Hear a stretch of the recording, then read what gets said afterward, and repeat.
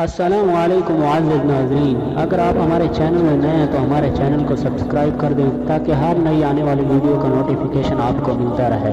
حضرت ابو ہریرہ رضی اللہ تعالیٰ عنہ روایت کرتے ہیں کہ رسول صلی اللہ علیہ وسلم نے فرمایا،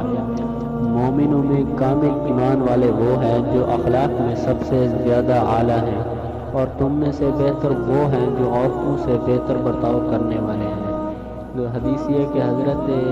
قیاس بن عبداللہ بن ابی ذیاب رضی اللہ تعالیٰ عنہ سے روایت ہے کہ رسول صلی اللہ علیہ وسلم نے فرمایا،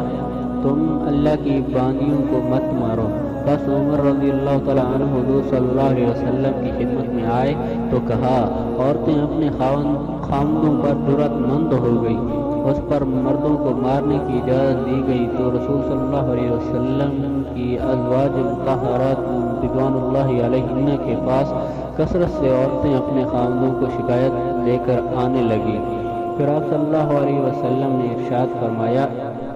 محمد صلی اللہ علیہ وسلم کے گھروں میں بہت عورتیں شکایت لے کر آنے لگیں جو اپنے خاوندوں کی شکایت کرتی تھی۔ چنانچہ رسول صلی اللہ علیہ وسلم نے فرمایا، وہ لوگ تم میں سے اچھے نہیں ہیں۔